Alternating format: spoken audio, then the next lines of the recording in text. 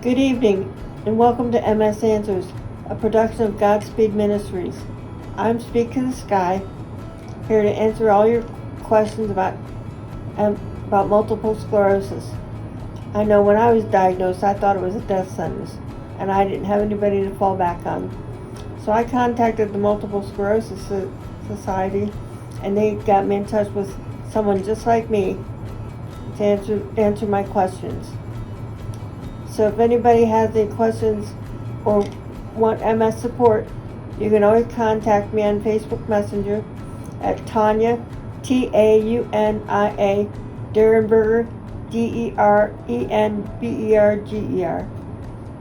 So I urge you, if you have any questions, please, and we'll try and answer as many of those questions on the next show next week as I can.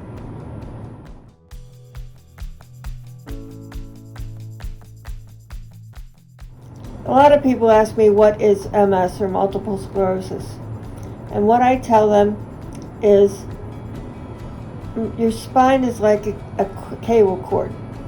It's covered with an insulation called myelin. If you look at a cable cord and you take a chunk out of it, exposing the wiring, that's what your spine looks like with MS. If you have MS in the brain, it's like somebody took a hole punch and punched out a few holes. So basically, my spine looks like somebody took things off my some myelin off my myelin sheath, and a couple holes in my brain. But other than that, I've actually been pretty free of a lot of the MS symptoms, which is surprising considering the fact that I have what they call secondary progressive. And what that is, it's a stage of MS. There's 3 stages of MS. There's relapsing remitting, and that's usually the first stage when you find out you have it. There's secondary progressive, and then there's primary progressive. And everybody's surprised that I've only had secondary progressive for the last 2 years. It hasn't really progressed. Now, how I found out, a lot of people wonder how they find out or how they know they have MS. You don't really know until you go to a doctor and there's symptoms. And everybody's symptoms is different. Some people can't walk, some people drop things all the time, some people have problems with their vision. With me, I had a 5-month-old son at home, and I got up to get him a bottle, and I fell down on the bed. I couldn't get back up. So I called my husband, and he took me to the chiropractor, because I always had back problems, so that's what we thought it was. So he borrowed a wheelchair from a friend of his, whose grandmother had passed away recently, and he put me in it. We took me to the chiropractor. Chiropractor did an adjustment, and it didn't work. So she said we'd have to come back the next day and try it. So we did just that. Still didn't work. And she had me go to my primary care doctor and have an MRI. Well, when I went back to her to read the MRI, that's when she told me that I had multiple sclerosis. I didn't really ask her what it was, which I probably should have, but I didn't. You don't think of those things when somebody tells you you've got a disease like that. And she knew I either had MS or a brain tumor because her father has MS. So we went to Columbus, Ohio, because my neurologist that I'd chosen here in Parkersburg tried to do a spinal tap and was in my spine for 45 minutes and couldn't get a clean tap. I took my then 15-year-old daughter and probably just thought I was going to break her poor kid's hand. So we went to Columbus, where they did it under fluoroscopy, which is basically an x-ray. So I didn't know, even though the doctor was in my spine, she was in and out in no time. Later that evening, they came and handed me 3 brochures and said, pick one of these drugs and go home and talk about it with your doctor, and they'll start you on something. Well, I looked at it like it was a death sentence because still nobody told me what it was, but I was afraid to ask. So we went home, and I automatically went on the internet and did a Google search on MS or multiple sclerosis, and found out what it was. A couple days later, I went to the doctor with those basically four brochures, because at the time we only had four drugs to work out. We had Avonex, Betaseron, Copaxone, and Rebif. They were called the ABCR drugs. Now you also have Aubagio, Kesimpta, Ocrevus, and I think there's probably a couple more, but a couple more newer ones. But the nice thing about Ocrevus, though, because I had started it in Cleveland before I moved back to Parkersburg. Nice thing about Ocrevus, it's only two treatments a year. Your first treatment, you go in for a couple hours, get an IV, and some steroids, and you're done.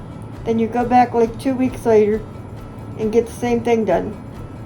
Then you go back a couple weeks after that and have your first, it's like a 4 to 6 hour IV. But then you don't go back again for another 6 months. But Ocrevus isn't for everybody, because as with most medications, there are side effects. So you'd have to talk to your doctor on which one he or she would think is right for you. So I basically have raised 5 kids on multiple sclerosis and being a paraplegic, because I couldn't walk right from the start, from when I was first diagnosed. So I'm a paraplegic. So I raised 5 kids, and I got my college degree. So anything's possible. All you have to do is stay positive and say, I think I can, I think I can, or I know I can, and you can do it.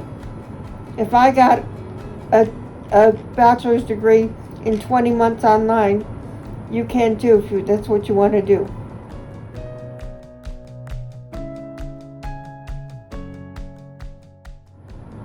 Now, a lot of people would ask me, well, what ages do people get MS?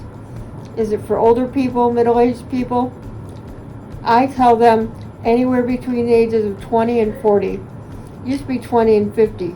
Now more people younger are seeming to get MS. In fact, we've even had some cases of pediatric MS.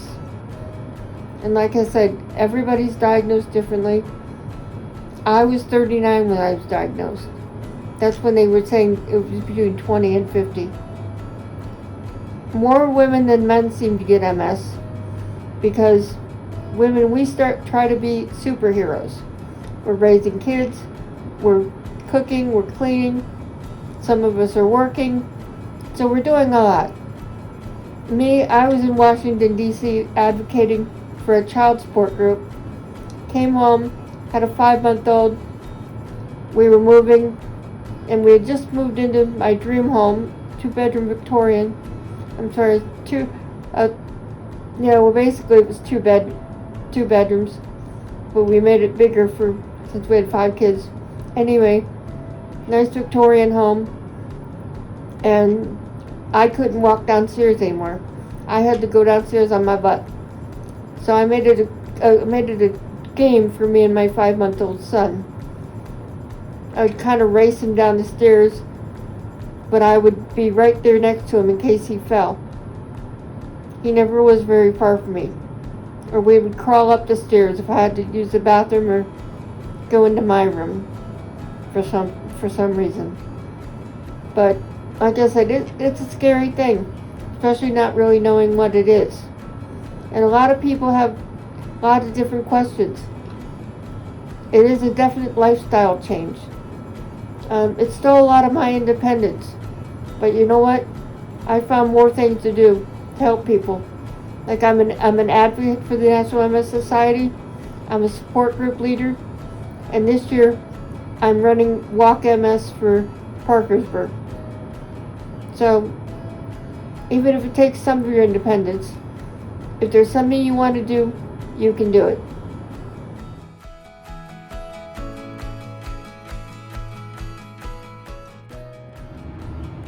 Okay, now a lot of people ask me, is my local neurologist okay to go to? And of course your local neurologist is the first person you want to go to. But there are several clinics that are excellent at diagnosing and helping treat not only MS, but any symptoms that come with MS. And those are the Cleveland Clinic, the Mellon Center, the Indiana Center for MS, University of Virginia Medical Center, and I know there's a lot more, the Mayo Clinic. And like I said, your local neurologist is the first person you want to start with. But then you want to branch out, and some of those clinics don't even cover a lot of the insurances, so you have to find out. Like, I wanted to go back to the Mellon Center after I moved to West Virginia, but they didn't take my insurance, so I couldn't go there. But as it happens, I had educated myself so much on MS, which is what you need to do first, is go to the National MS Society website, which is www.nmss.com. And yes, it's a .com, but it's not non-profit agency. Or go to www.msaa.com. That's the Multiple Sclerosis Association of America. Or msfocus.com, which is the Multiple Sclerosis Foundation. Those are three excellent agencies, and not only do they provide lots of information, but you can help get free stuff for your MS too. Like once every 5 years, the MSAA provides cooling vests, because I happen to be heat sensitive, so I need a cooling vest in the summer. They give you the vest, and they give you 2 sets of ice packs for it. I've gotten built up silverware because I have trouble holding regular silverware with my hands. And I've gotten lots more. Shower chair, an elevated toilet, and lots more. The National MS Society will also help provide you with loaner products like wheelchairs and more. So if there's something that you need and you can't afford, they'll help you get one. And the MSF, the Multiple Sclerosis Foundation, has provided me in the past with someone to help me, like with grocery shopping or cleaning, several times a week for a certain amount of time, usually a year if I can stretch it out that long. They also supply things like computers and more. So depending on what your need, go to those websites and see what they've got to help you. There's also local support groups. Like I said, I'm a support group leader, and there's local support groups. If you go to the Multiple Sclerosis Society, you can go on, there's a tab to click to tell you where this support group is in your area. Or if you call them at 1-800-FIGHT-MS, you'll talk to what they call an MS navigator. And the navigator can answer a lot of your questions too, including when's the next walk in your area and where's the local support group. Like I said, I'm doing a MS walk this year in my town, but it's not listed with the National Multiple Sclerosis Society. Yes, they support it, but it's what they call a DIY walk, a do-it-yourself walk. So I have to do all the planning and all the work. So I welcome any volunteers that are in the Parkersburg area that can help me, because we haven't had a walk in a while. And all the money that we make here goes to research, and it stays here. So it stays to help people in this area and in West Virginia. So it's like if you attend a walk in Ohio, the money you raise stays in Ohio. So thank you very much.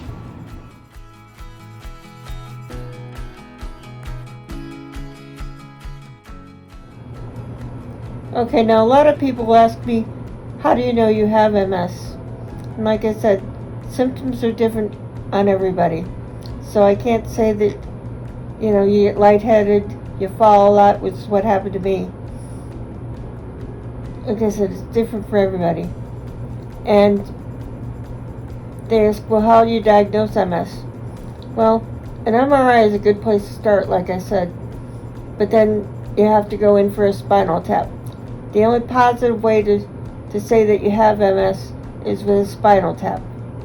They go in and there's certain bands that they look for, and I had all the bands. So if you have all the bands, they're positive you have MS. Even if you only have some of them, but you got a positive MRI, you're still diagnosed with MS. And like I said, yeah, it's a scary thing. But if you want to know more information, just go onto my Facebook and Facebook message me, or email me at speak2thesky@gmail.com. I will admit though that those emails kind of run into a lot of other things, and I don't always look at all of them. So the easiest way to do it would be to Facebook message me. Okay, now that's all for our show this week.